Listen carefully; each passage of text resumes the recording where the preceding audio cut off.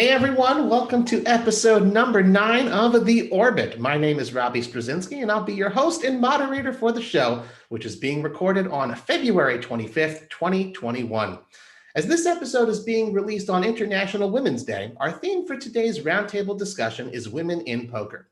We've put together a ladies-only panel today featuring some of the marquee women in our industry, and I'm really excited to hear the discussion that's about to unfold. Without any further ado, I'd like to introduce this episode's panelists. In seat 1, we've got Lynn Gilmartin. The anchor of the World Poker Tour since 2013, Lynn's been working in the industry since 2007 in a variety of roles, including marketing, live reporting, and as a TV producer. On the felt, Lynn won the 2015 EPT Barcelona women's event, and of course, last year she was inducted into the Australian Poker Hall of Fame. Lynn, welcome to the show. Thank you so much, Robbie. I'm stoked to be here. In seat 2, we have Daiva Byrne.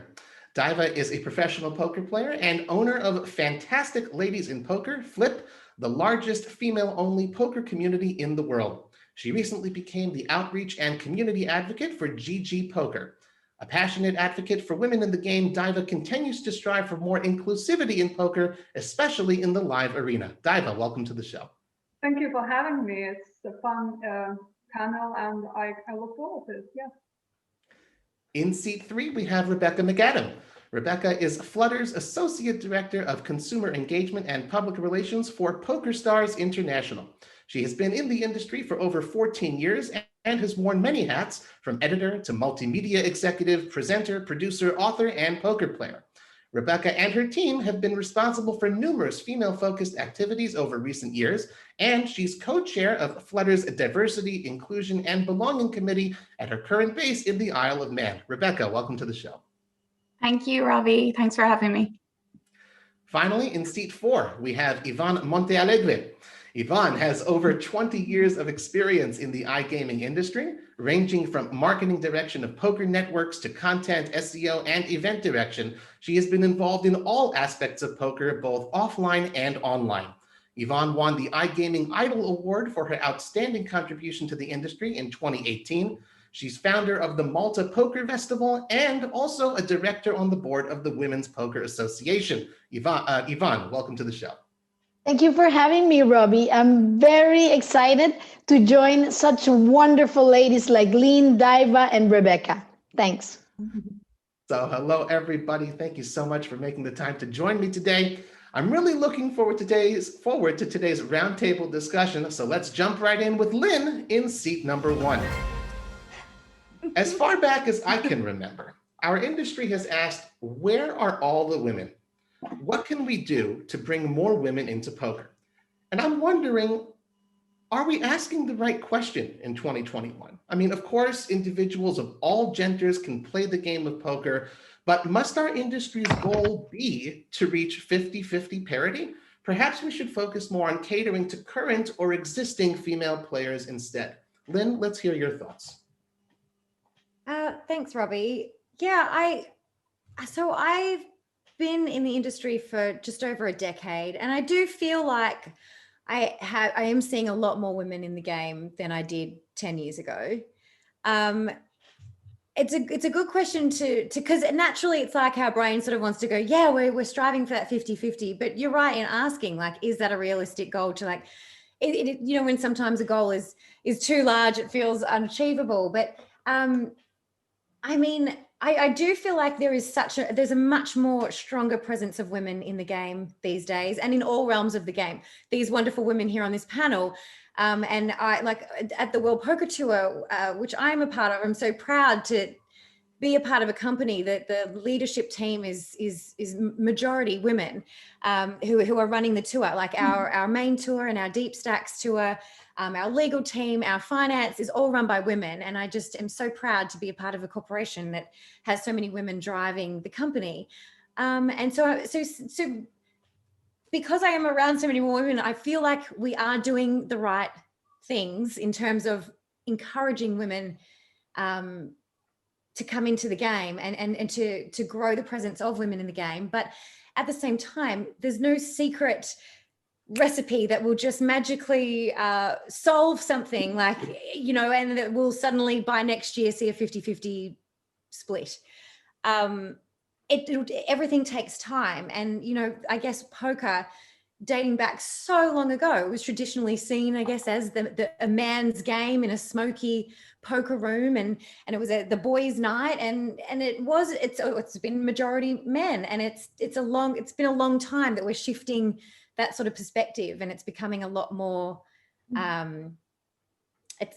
women are becoming a lot more involved. And I just think we just need to be a little bit more patient, and, like you said, embrace the current existing female existence that we have, enjoy that we are seeing growth, continue to have the initiatives that we are seeing from companies all throughout the industry, but be patient with it, knowing that all change takes time. We're seeing change in the world in all kinds of industries at the moment, with so many movements, with so much education for all kinds of different groups, and everything takes time. There's no magic solution to just see a shift overnight. And I think what the industry is doing so far, I've loved seeing all of the different initiatives that are going on and that have been. And I just think that if we just continue going the way we are, then we'll continue to see more growth. Sure. Well, there's definitely been a lot of progress. And of course, the World Poker Tour has certainly set a fantastic example for so many of us in the industry. Daiva, what are your thoughts? Do you think we should be striving for parity or focusing perhaps a little bit more on what we already have as far as a number of women in the game? So what Lynn said so far in terms of 50-50 goal, I don't think is realistic, at least for now. I agree what you mentioned, that it's going to take a long time and, you know, probably years to get to that figure. So I guess what we could do in the meantime, I think the real focus should be on getting more women to live arena, so they are more visible. So because it's a virtuous circle, so the more women play live, the more exposure we get, you know, the more articles and the more media capture them, the more women are inspired by this and want to join the game, or at least explore the game, read about it, and, you know, like, they develop that interest, and also they feel that they can achieve the same, they can achieve success, and, you know, like, it's not necessarily a man's game. So basically we need to help to create this visibility for women. So I think this can be achieved by shifting online players to live arena. I think lots of operators should focus on that, because it's hard, obviously, online to identify who's female, who's not. If there is in live arena, obviously, we are well spotted because there currently is only a few of us. Also, I agree with Lynn, it's been a massive shift in terms of numbers growing. You can see that at the latest events in Vegas. You know, it used to be only one WSOP bracelet event. Now we got a whole week in Vegas where Vegas play events. And all of them are in a huge demand and usually even sell out. You can't get a seat, you need to come 2 hours before in a smaller poker rooms. So it just shows that this demographic has been growing rapidly, and we just need to focus on this a little bit more. I think we should definitely be focusing on existing players, because we are more likely to achieve, you know, success in the short term. And as I said before, success breeds to inspiration. And, you know, that's what the Flip group I run is all about. Fantastic Ladies in Poker and Facebook. So basically what we do, we celebrate women's success and achievements in poker. We inspire each other, we support each other. And it's all about creating this feel that anyone can do it. You just need to try and you need to give it a shot. It's fun to play live, it's fun to play online, and all this massive success and those huge scores are achievable for everyone. For sure. And I've been in Las Vegas during Ladies Week of the World Series of Poker. It's certainly a much more colorful time. And I mean that in the most positive way, not just, you know, 10,000 guys clogging the hallways. It's good to see, you know, the women represented, especially during that week, but at any live event. We do know that there are more women who play online as opposed to live. Rebecca, you know, of course, you've got that perspective from PokerStars, knowing the demographics of who's playing online. Do you think that's something that we could maybe even achieve that level? I think it's like 35% women playing online. Can that be done in the live realm? to be honest, I don't think we should set a target of, you were talking about 50-50 parity, right? So I don't think any industry should be kind of setting that goal. I think what the goal should be is to make it possible, right? So we should be creating the space and the environment for anyone to have the opportunity and the possibility to thrive, right? Because at the end of the day, I think you asked, where are all the women? And they're studying, they're working, they're raising families. There's like a million brands and games and things competing for their time if they have downtime. And I know that's also the case for men. So I actually think it's a wider topic in terms of how do you get beginners in this day and age, and how do you keep changing the perception. So one of the things that we did over the past year or so, Robbie, was we surveyed female players, our female players and competitor female players. We got a lot of insights. And one of the things that just kept coming out was they were happy with what they had. It was more about perception, still about perception of, money, time, the game in general. And so I was quite shocked, because I thought, we spend our lives trying to change the perception and trying to showcase all the wonderful stories and how the nature of poker is it's open to anyone, and that's the beauty of it. But it's still there. It's still like, and I think it's, not to go off kind of on a rant, but I think it's a general nature of women as well, that I don't know how to play that, so I'm not going to try. It's going to be intimidating. I don't know. I don't tick all those boxes for that job. So I'm going to be up against someone who ticks all those boxes. And I think there was a study done a while ago around men applying for roles versus women. And it was noted that men would just kind of wing a couple of those bullets, whereas women were like, oh, I don't tick those boxes, so I'm not going to be prepared to go for that interview.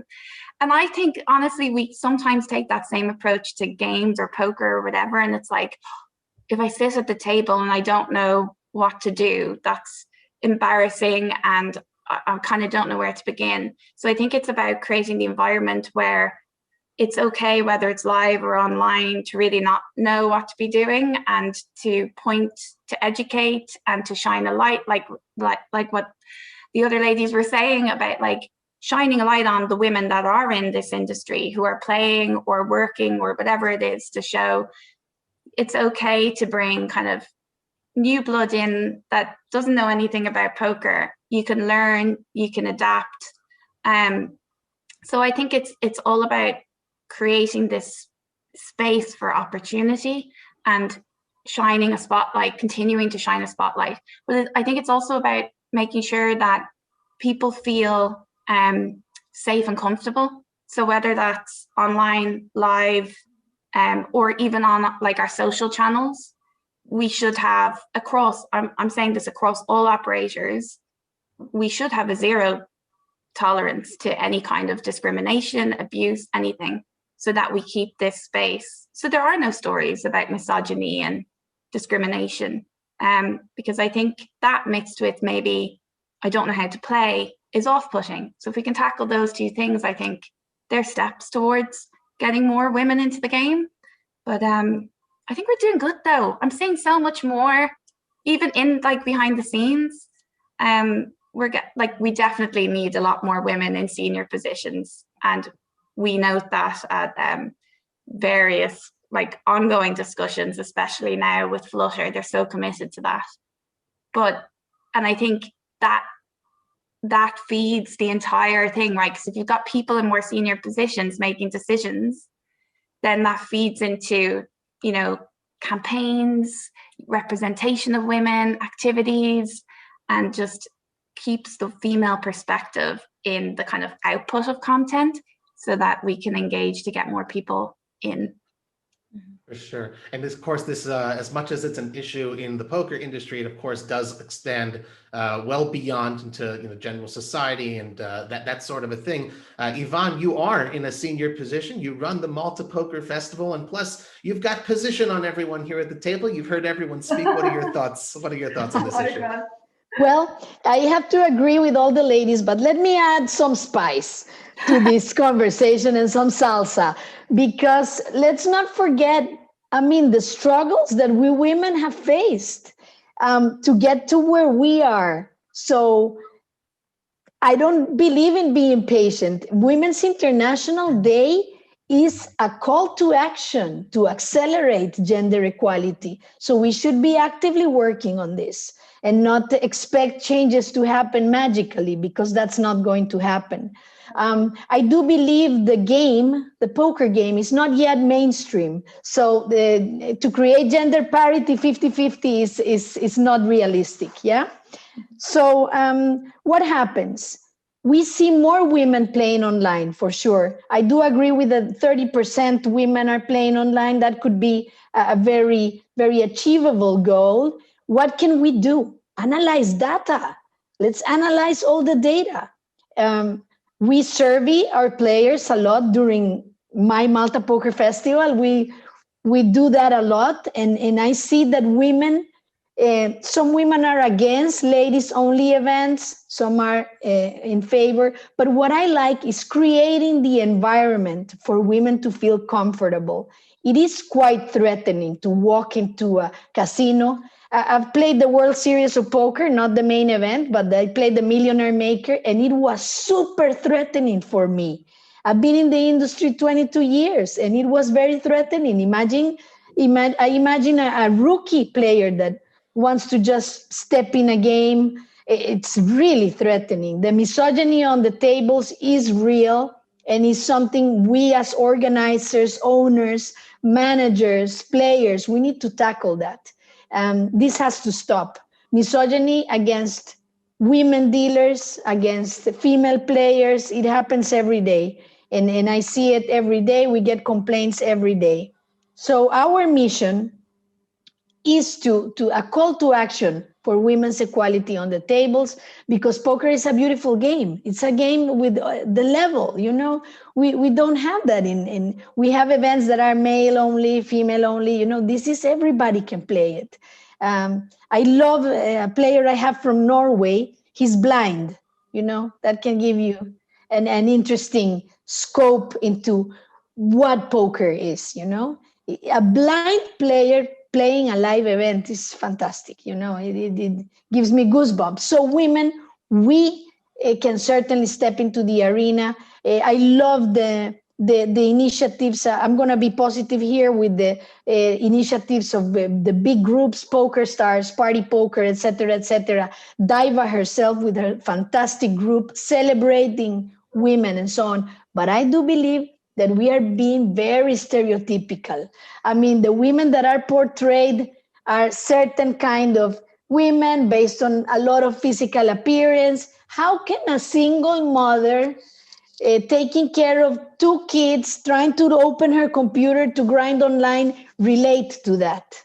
It is very, we women are a kaleidoscope of women. The Latin single mother, the single lady, there's all kinds of women, all kinds of humans, and the portrait is of a couple of stereotypes. So I believe that we haven't tackled what ticks a women. I believe if we start celebrating more mean cashes, women can see that this can be an additional source of income. When you need, you can work from home because you can grind online. This can be very interesting. This kind of poker as a revenue stream, which is what men have been doing for years now, for a decade now. And I don't believe the big operators are tackling that right now. That kind of example, that kind of teaching on how to use the apps to monitor your bankrolls and all that education is a big step that needs to be done. Women are not going to get in a threatening male-dominated game per se.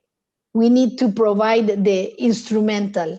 And what can we do? Well, we can keep celebrating the achievements of women in the poker industry so more women can relate. We can open the scope of the women we portray.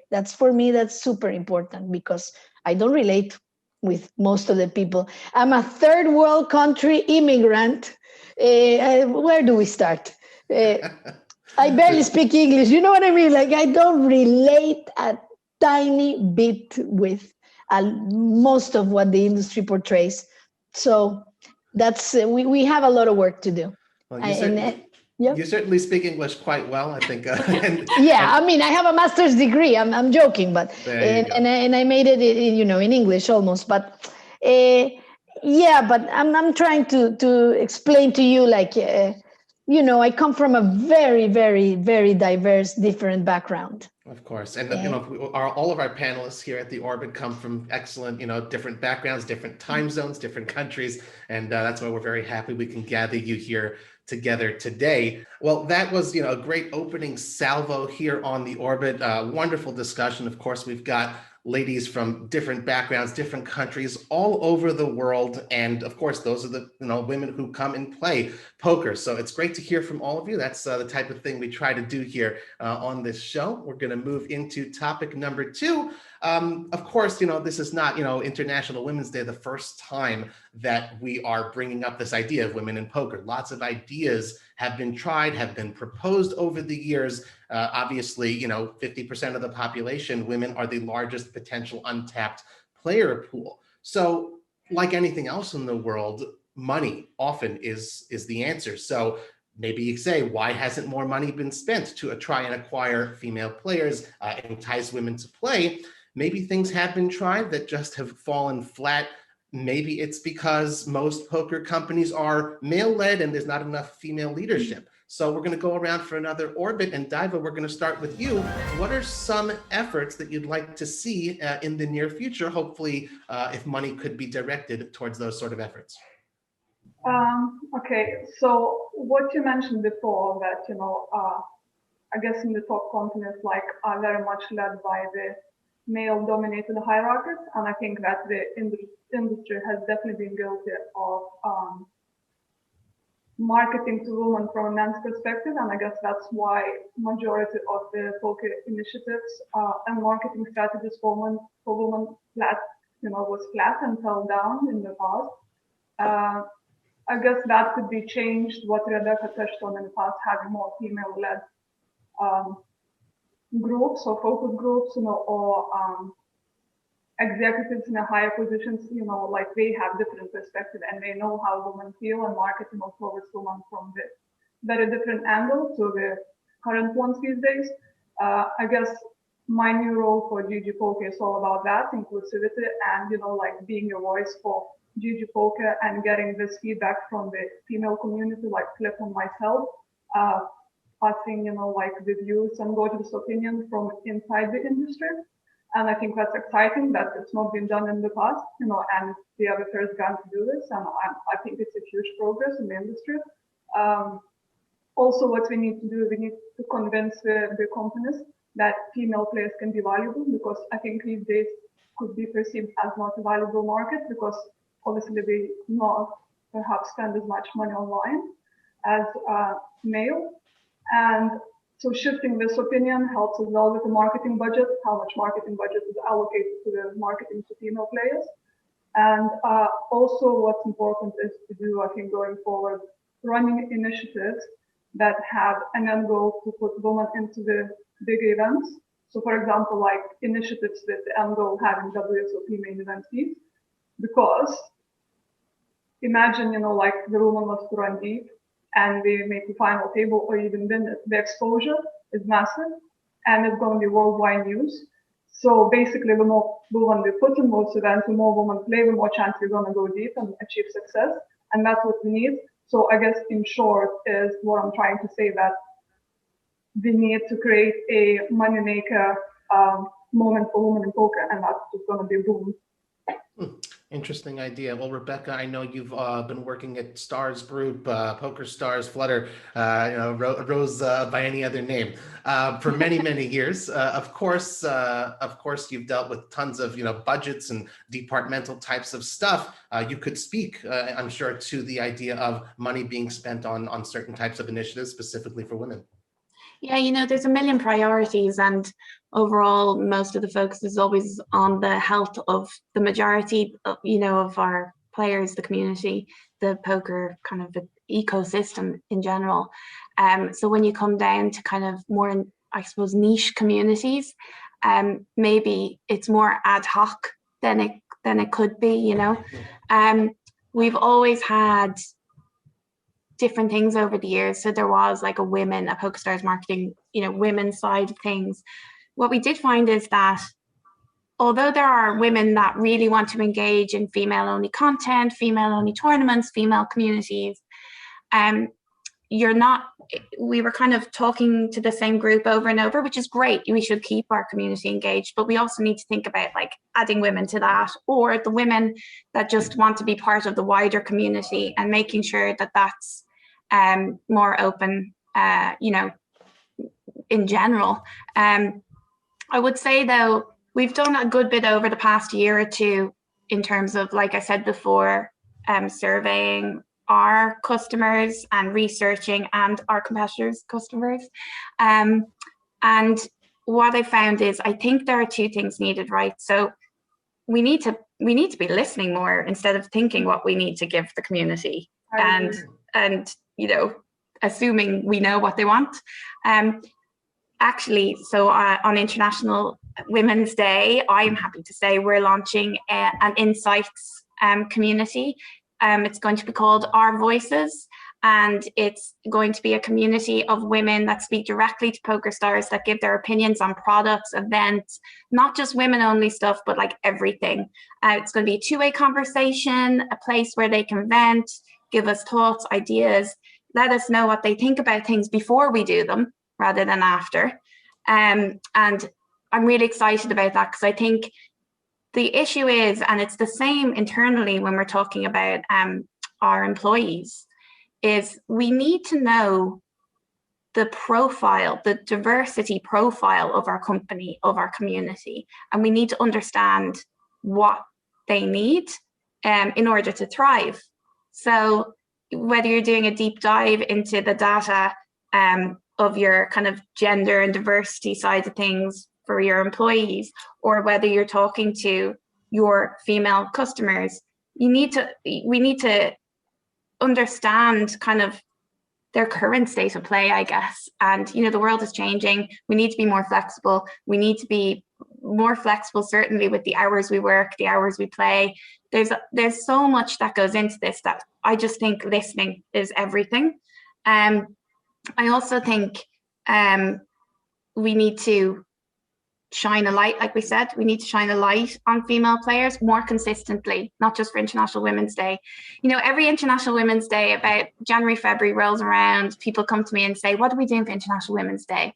And I say, no, what are we doing for women in general? Like, it's not, I really, really don't like doing things for International Women's Day. I'm happy to celebrate on International Women's Day, but I don't ever want it to be a promotion of like, let's make the queens worth more than the kings for a day. Like, that honestly makes me want to cry. So I think we need this kind of long-term plan, and it's something myself and the team have been building on. It's always been like a secret agenda over the years, but I'm happy to say that Flutter, oh my goodness, they are way more supportive than I ever expected about, inclusion and diversity. So I would say things have been tried, Robbie, like you asked, we've tried so many things. Like last year, we did the female only Platinum Pass giveaway for the PSPC. We did, we wanted the different communities putting forward the women that inspire not only other women, but the community in general. We also kind of messed around a little bit with our Sunday women's event, because I could see that the value wasn't there for women. The buy-in, the guarantee was too low, the buy-in was too high. We've recently just lowered that, and we're going to test it and talk to the community and see what works. Interesting things have come into play the more and more you dive into it. So we realized that over time, obviously, it became, it wasn't, you couldn't ask the gender of someone when they sign up, and that's kind of the beauty of it. But then when you go to track or contact those people, you actually don't know who are male and who are female. So when you do a female only promotion or activity, it creates a little bit of a muddy water on communicating to that audience, and also of who takes part in those online activities. It may not always be female, but we will find them out. We will find them out. Yeah, Sean Deep, we're looking at you. I won't say anything, but but I think, I just think that there's a lot of, you talk about money, there's a lot of small wins that don't take a lot of money. And I think we start there and we'll see how we grow. But I honestly can't say more than, listening. And also, if you want to be involved in our female only activities, please change your gender to female. Otherwise, you won't be able to. That's a wonderful initiative to have announced. And thank you very much for sharing that wonderful announcement with our audience here at The Orbit. Ivonne, what would you like to add to this part of the discussion as far as things you would like to see? And of course, again, you do run your own series, so there are things that you can, in principle, directly control. Yes, let me talk a little bit about my experience and what we have been doing. And of course, listening is a huge part of the deal with any audience, male players, female players, any kind of player, you have to listen, because I see a lot of initiatives that are thought by a brilliant marketer that had no idea what women want. When I see a ladies event, okay, let's make a ladies event, pink, muffins, bracelet, come on. Let's train women. Let's teach them how to play. So what I've been doing, which is quite unique, I think, in Europe, is doing satellites for female tournaments. So you have all the satellite action, because when Daiva was our spokesperson, I think it was year 2018, our numbers were fantastic. It was almost 200 women players on a Saturday playing a €100 event. The prize pool was nice. We really had a great time.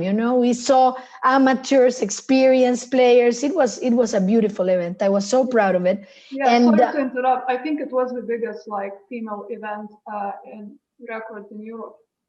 Correct. Had in Malta. Yeah. Correct, Daiva. And I believe that part of the success was that we run satellites throughout the year for this event. So the satellites were €10 to go and buy. And then what is beautiful is that, it's a one bullet satellite. So you go there, you pay your €10, forget about the money. It's a perfect training experience. And then you start seeing how they build the security. And then for me, it's so beautiful to see a player that told me, for a €10 satellite, I don't want to sit down. I don't know how to play. I'm like, it's €10. Come on, let's do it. So they sit down, and then when they make it, and they make it to the proper event during the festival, that is quite serious because it can be 10K on the prize pool or more. Then and you see them how they gain security and confidence. It's beautiful. That's my life's work, and that's what I'm very committed to that. But I believe in mentorship. I believe in training. How can you gain the confidence to go to a casino and sit down if you just read about the game? It's very difficult, very difficult. If we analyze how men get in the game, because they play at home, they do this the night at their caves and so on. So we need to do that. We need to build those communities and make women confident to play women's events. I have mixed feelings about women's only events, as I have mixed feelings about International Women's Day. The fact that we're celebrating International Women's Day means that we're a minority. You know, nobody's celebrating the powerful patriarchalism. You know, it's there, it's established. I love it when I get approached about my career in poker, and people always ask me about the gender parity question. Nobody's asking me about my projects. That's so interesting. Ask me about my projects. It's in there. It's part of my agenda, part of my portfolio. But why don't we get the discussion to that level? So I believe in mentorship, celebrating women that are achieving real results, that are cashing. Cash is an important motivator. Celebrate these women, and mentorship, but from female examples, from female role models that we can relate. And that is not even a problem. It's a society problem in general. It goes even bigger than poker, right? It's the society we're living in. And I see discrimination even from women themselves. I have to denounce a lot of things, you know. This photoshopping women without their permission is really something very strange. Distortion of image, it's something that worries me a lot. You know, that we women are subject to this kind of scrutiny, to this kind of image shaming and all that. It's a super deep topic. For sure. And what can we do? I mean, in my opinion, build up the training arenas so women get confident. Once you start getting confident, you know. And of course, what I loved what Daiva said, which is invest the money into making women play the World Series of Poker so we can have that women. That's a dream, you know, to have that woman. I want to be in my lifetime to see that woman on that final table.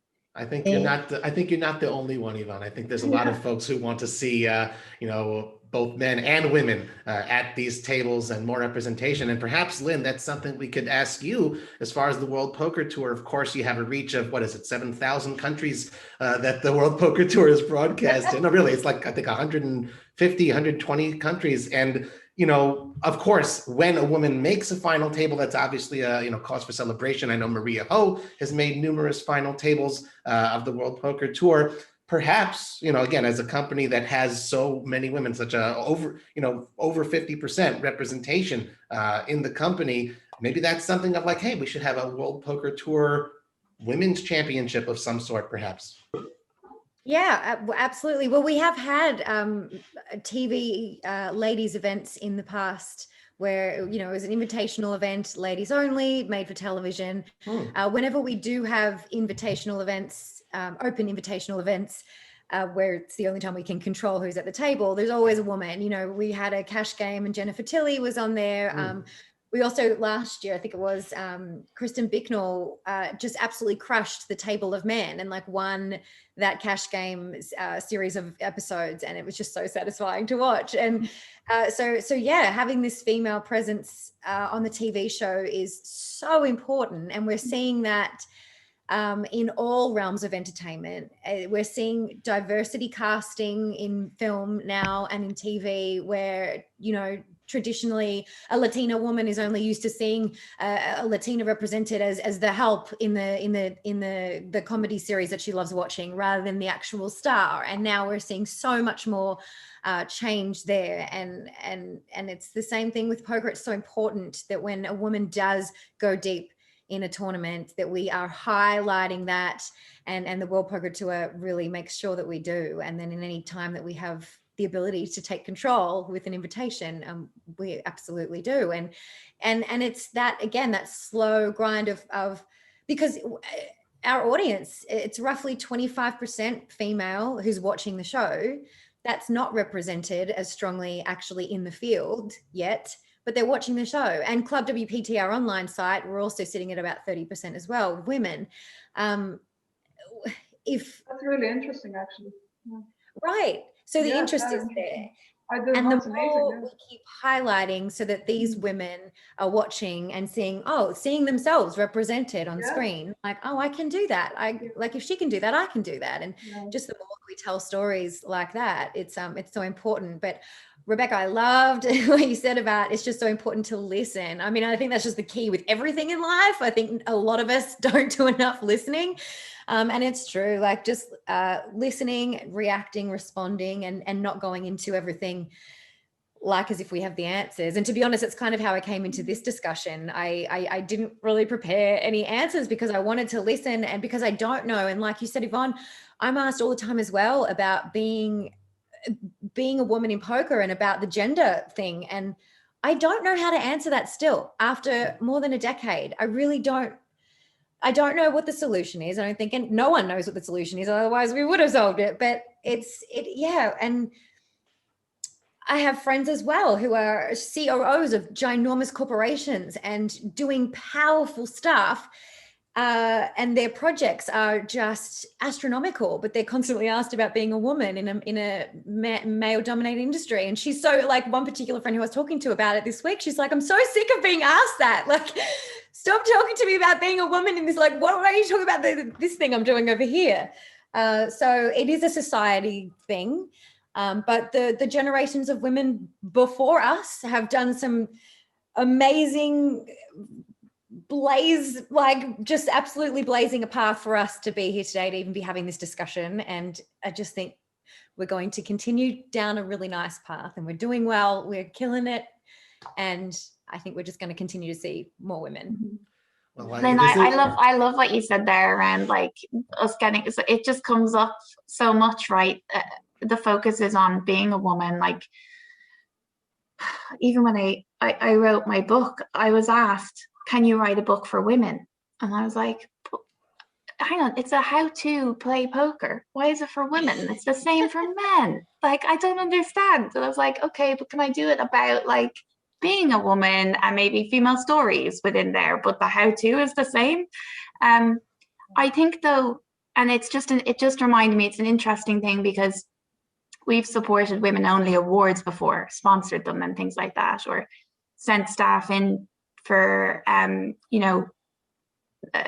submissions for candidates for these awards.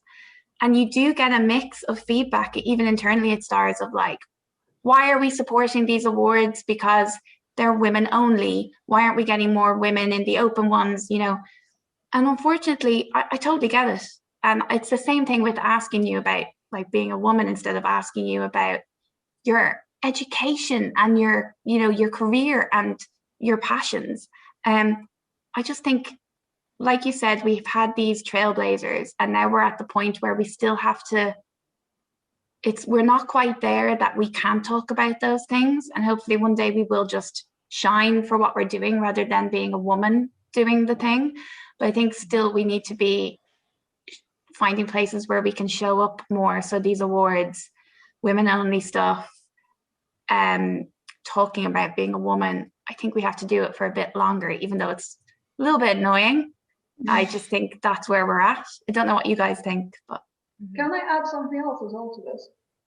So I know you guys touched on ladies events and you said you got mixed feelings about it, but I've been running them for the last few years literally all over the world, like different countries. And I only saw them growing, and I really feel from experience running them and from feedback I received from the ladies playing in those events that we are an essential part in growing the female audience in terms of entering, open events, because that's where they gain experience, that's where they go to practice and, to make new friends, to gauge new friendships. And that's how they feel comfortable entering, male open events after. So if there was not this opportunity for them to play just ladies events only, I just don't see how they become more comfortable with the live arena, how do you ship those online players to the live game. And also in terms of teaching them to play poker, that's what basically a clip is all about, like you teach them how to play poker, you inspire them, and they meet like-minded people, they make friendships, and they travel together to those live events, for the ladies events. We create festivals, like I personally organize female-only trips, like the one we go to Malta, the Malta Poker Festival. We had like 60 ladies there, just traveling from group. And, all of them like not necessarily played, many times before. And it was like an amazing experience for them feeling part of this community, part of this group. They had WhatsApp going at all times, like everyone was involved in everything. They feeling comfortable, we got friends, we have someone to talk to, and we don't feel left out, we can ask opinion about hands and stuff like that. So it's like, in my opinion, from experience, it's all creating this like comfortable female environment, like, and community where people actually meet for the first time and travel to events for the first time together. Sure. Well, this is International Women's Day. It is an opportunity here for a special ladies only episode. But of course, anyone who's watched any of our previous 8 episodes knows that, both men and women, of course, are invited to the table here at the Orbit. It's a huge issue. There's so much more to talk about. We're about halfway through our show, and we're going to be right back with our esteemed panel right after these messages.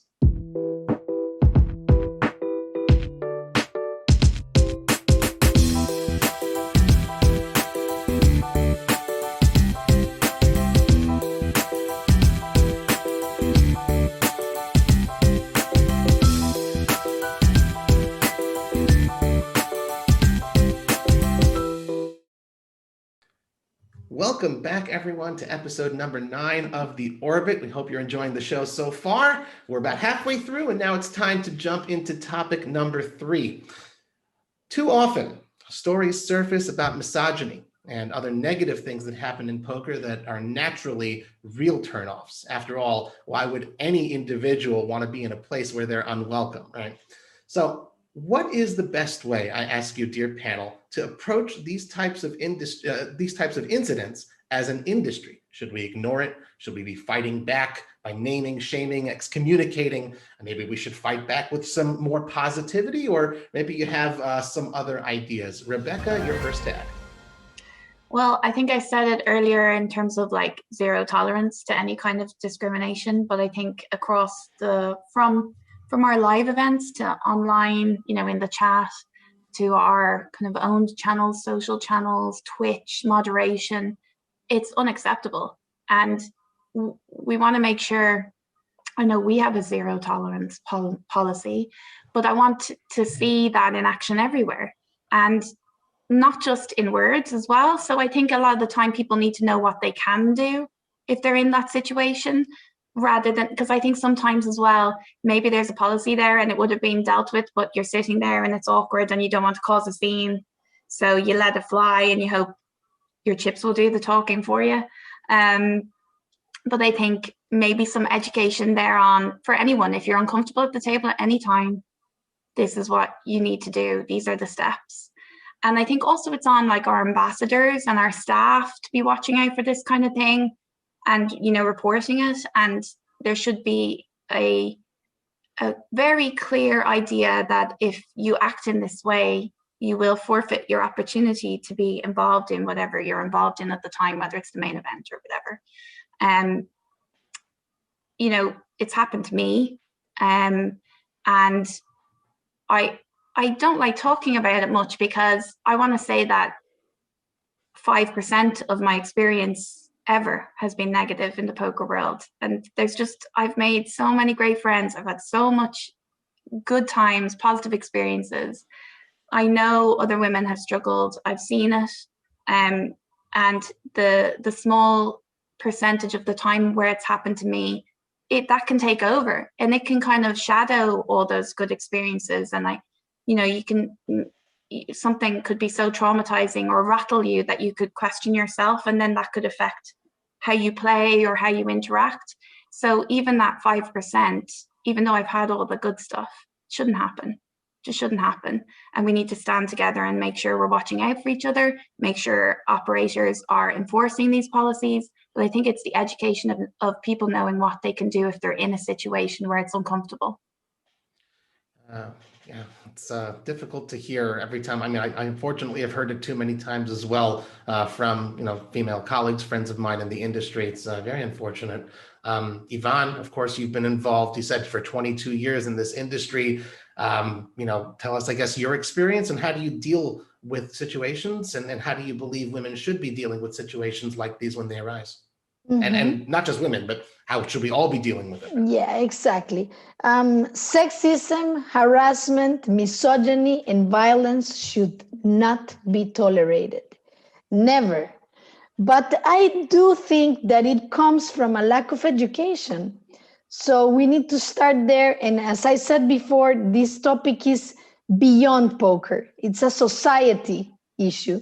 So, I even find myself thinking and replicating stereotypia with my own sons. I have 3 little boys, and one of them wants to be a dancer.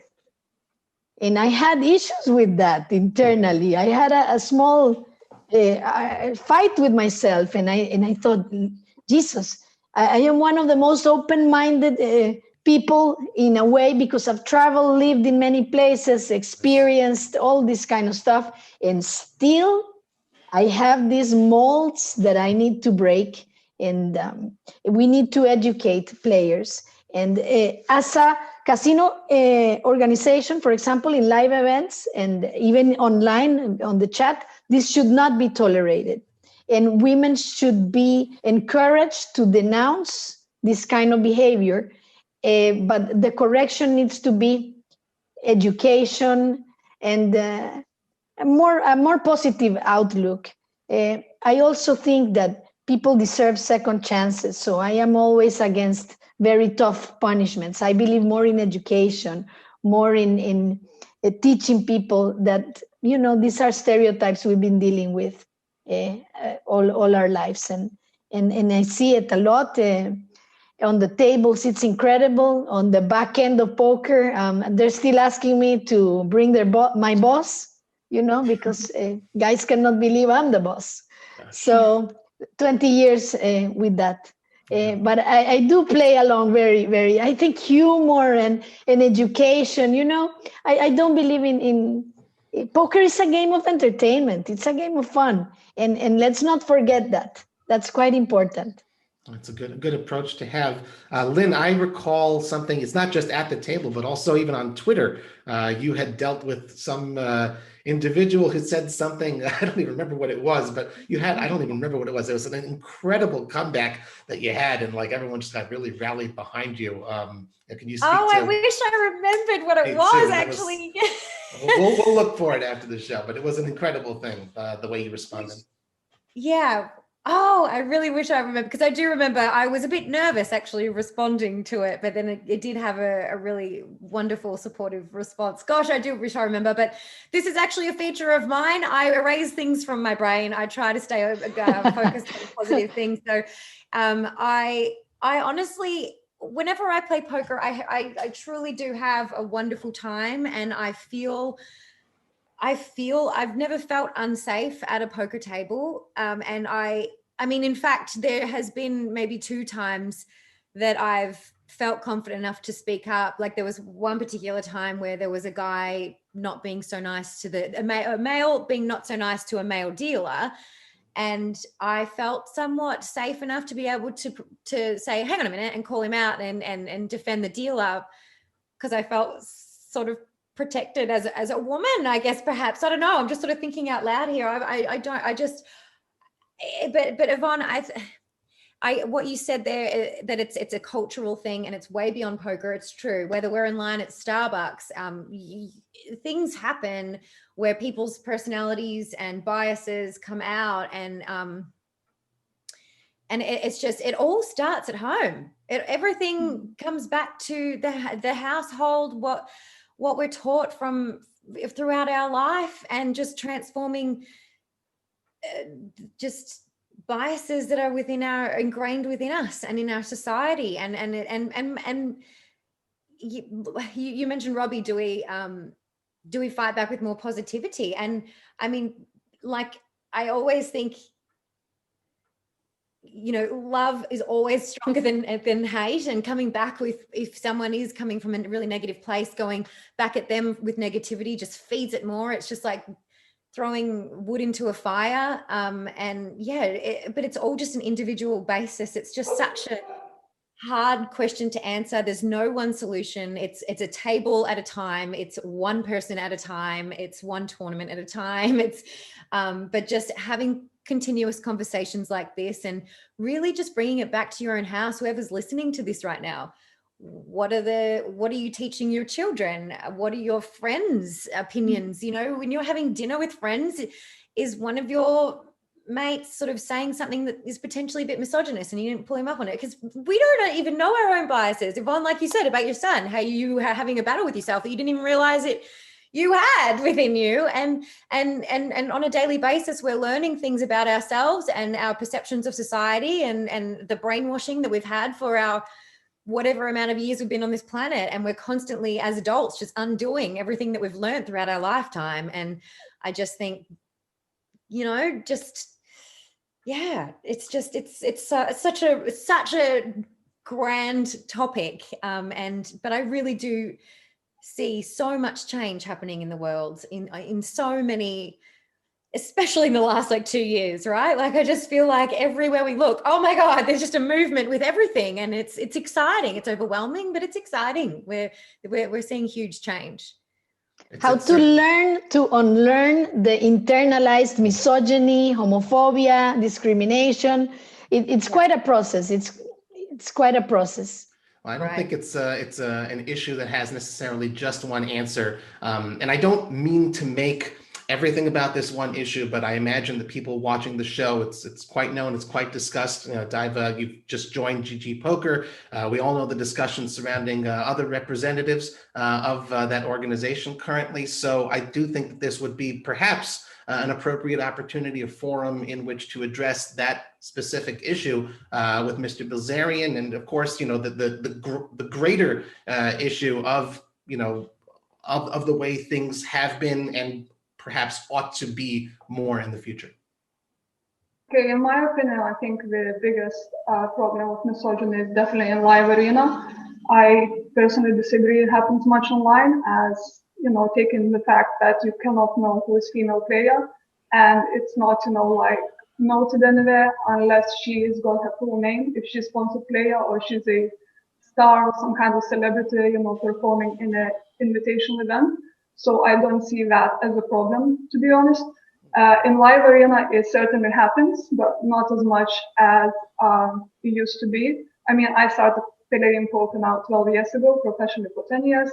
And the shift, you know, like towards inclusion and people being friendlier and respectful towards women and just like more welcoming at the tables is been a massive shift, you know, like upwards.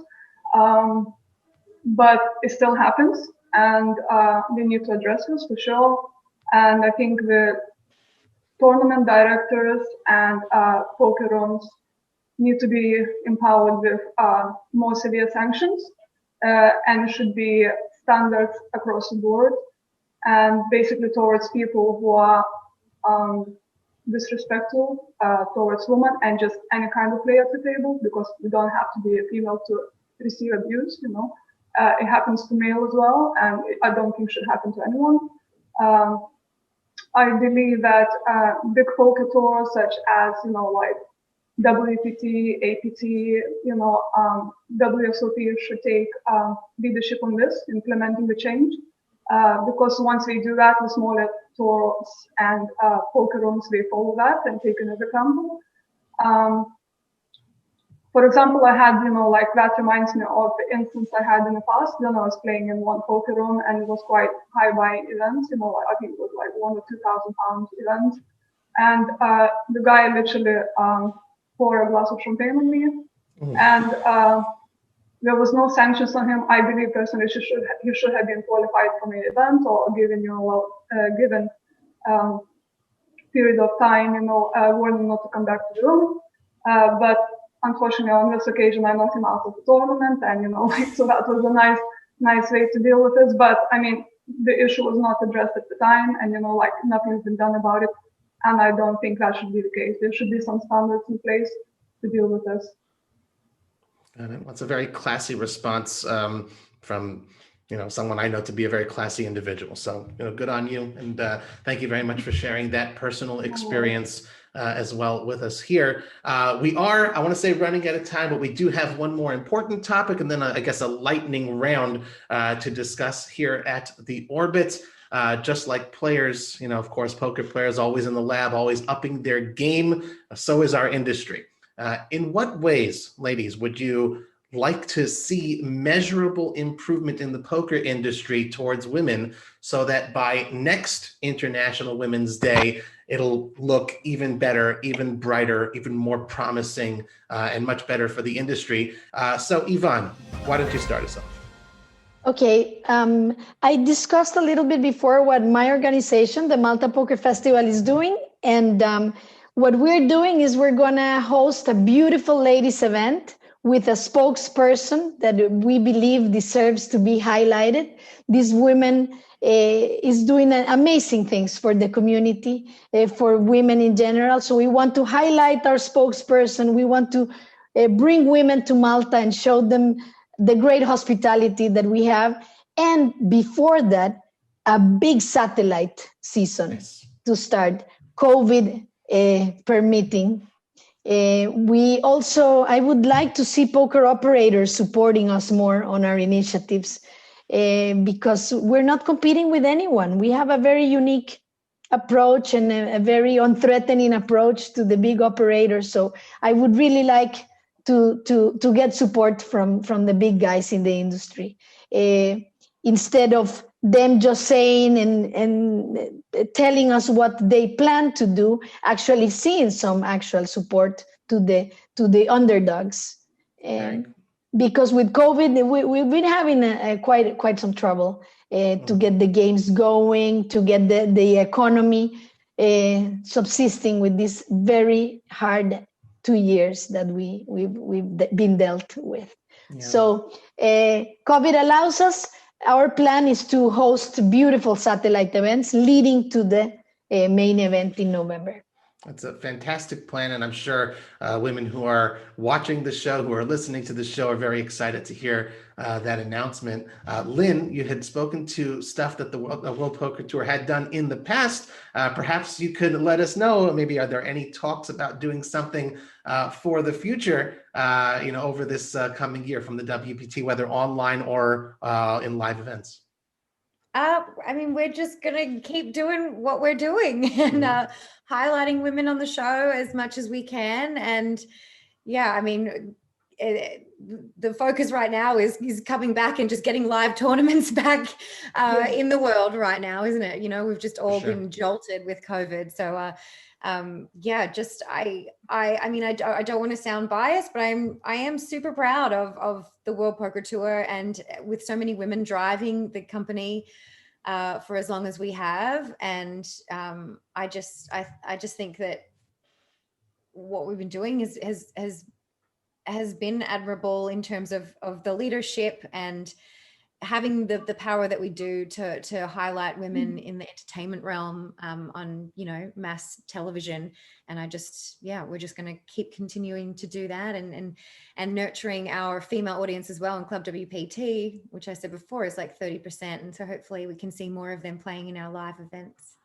It is wonderful. I know I've attended a couple WPT tournaments of champions, and both from men and women, but it's really cool to see like the stereotypical, but they're just genuine, actual recreational players, and to see their excitement be built from just having played, free play or low stakes stuff on Club WPT. To just see it come alive and have these wonderful experiences. So you guys are certainly doing the right stuff over there. Daiva, GG recently brought you on. Of course, that's a wonderful step in the right direction. Maybe you can let us know some of the plans that the company has for the future.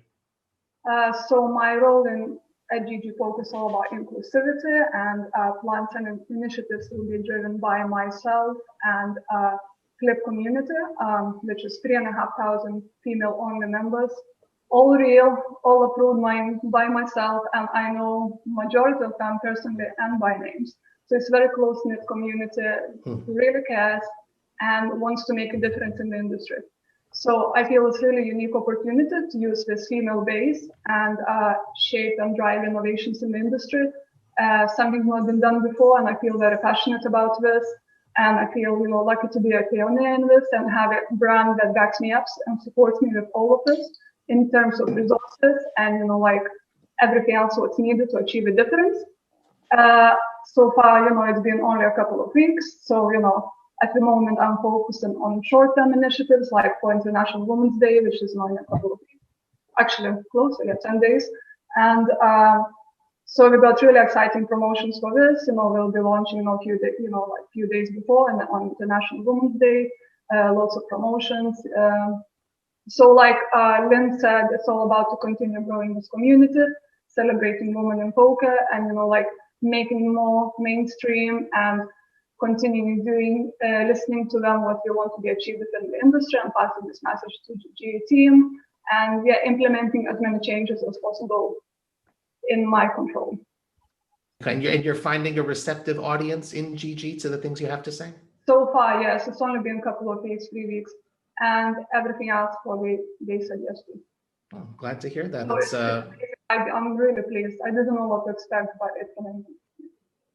That's excellent news. Rebecca, of course, you did make that announcement. Again, this episode will premiere on International Women's Day. So what you had said as far as the new STARS initiative, it's out there, as people are saying. Of course, you do, as we mentioned in the introduction, you are the co-chair of Flutter's Diversity, Inclusion, and Belonging Committee. So you're not just one day a year, you're constantly involved in women's initiatives. Are there other plans you have for the rest of the year?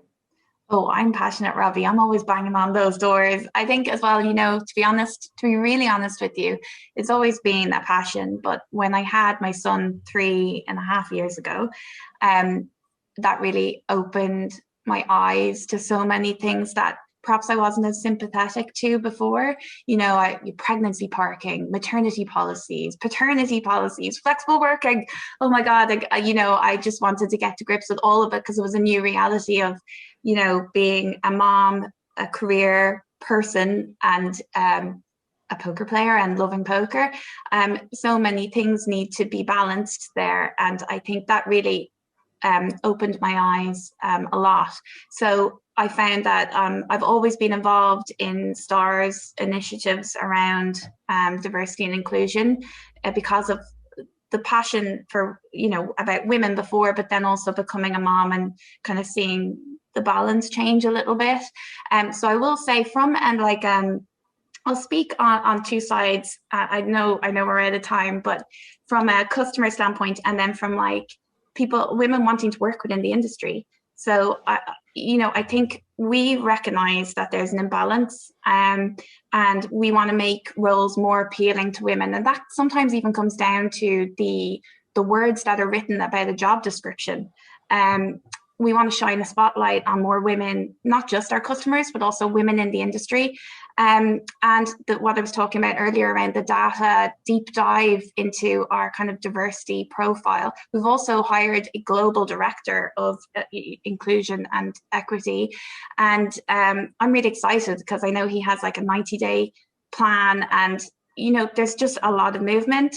On the customer side, like I was saying, listening. I'm really excited about what's going to come out of what we're going to hear from this community. We're going to start with English speaking, then move into, but that's literally anyone in the world that can speak English, purely because my team is English speaking, and we're going to be doing a lot of the listening. Then we're going to move into different languages.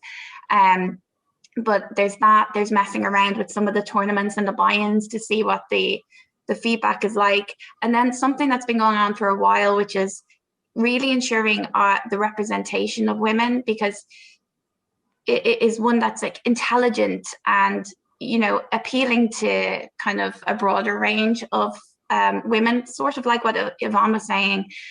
Over the years, even culturally, I've found you don't realize that, we do this over here and it's fine. It's no, we have a standard. We should have that standard globally. It's not okay to have you walk into an event and the only women you see are the person that's going to hand you the trophy. We need to be seen as contenders.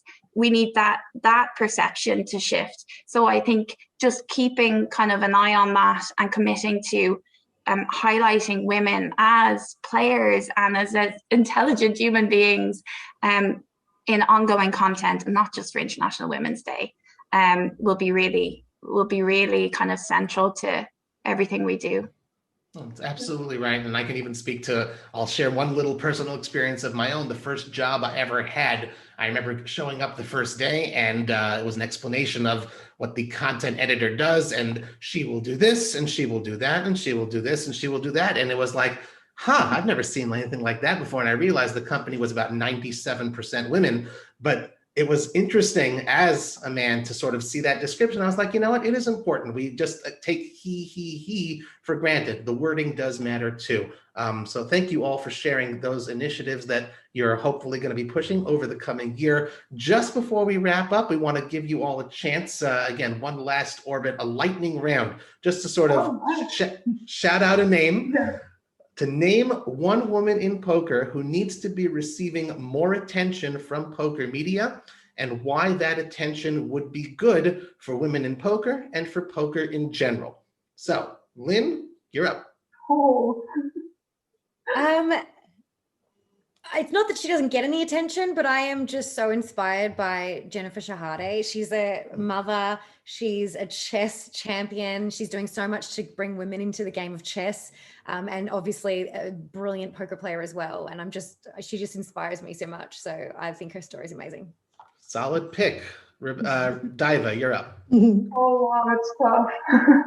I know so many wonderful women obviously running the group, and I kind of feel bad picking out any of them because so many of them contribute in many different ways, in their own ways, like supporting communities, more supporting poker, and promoting women in the game.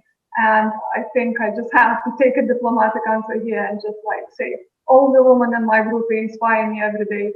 The things they do, the posts we make, the engagement, they support other women. And to me, that's basically the reason why I do this. That's a fair answer, totally understandable, and makes a lot of sense considering what you do on a day-to-day basis. Rebecca, do you have a pick? So hard, Robbie. How long do you have? Not too long, actually. Well, I can't pick Jen, but I think Jen knows how I feel about her. I think she's amazing. But I'd say Maria Ho's outstanding, and I feel like maybe I shouldn't pick her because she has had some attention, but I also think that sometimes what I notice about our US friends is that it's harder for a bunch of them because they can't play online for real money in most of the states, and I think that means that a light isn't shone on them as much, but they're so engaged in communities like Ruth Hall, you've got just amazing women like Katie Stone, oh my goodness. So I think I would just like a blend of them, if that's okay. That certainly works. And we'll wrap up with you, Ivonne. Did you have your eye on someone's like, that woman needs some more attention and spotlight? Every year I have my eye on someone. It's a little hobby of mine. If this was 2 years ago, I would have said Daiva, but fortunately, Daiva is getting the attention she deserves with the GGpoker nomination. So Daiva is exactly where we want her to be. Now I would like to bring some attention to Maureen Blotchinger. And I'm pronouncing her last name terrible, but Maureen is from Switzerland, and she's really a news oracle. She does it with so much passion, bringing information, and she has this group, Globetrotting Poker Girls, where she puts information about my tournaments, about everyone's tournaments. She's really unbiased, and she's great as an info source for all the women and builds a very respectful, beautiful community. So Maureen is my pick. Nice pick. I'll take a shot. I think it's Maureen Blochlinger. I'll give a shot at my little German accent there. Yeah, Blochlinger. Excellent pick. And ladies, thank you so much for joining me. That is all the time that we have for episode number 9 of The Orbit today. I hope everyone has enjoyed appearing. I hope everyone's enjoyed watching. Thanks again so much to our panelists, to Lynn Gilmartin, Daiva Byrne, Rebecca McAdam, and Ivonne Montealegre for joining us. And of course, we'd like to get your feedback. So be sure to use hashtag The Orbit when sharing or leaving us a comment on Facebook, Twitter, and all your other social media outlets. I'm Robbie Strazynski, and I'll see you next time on The Orbit.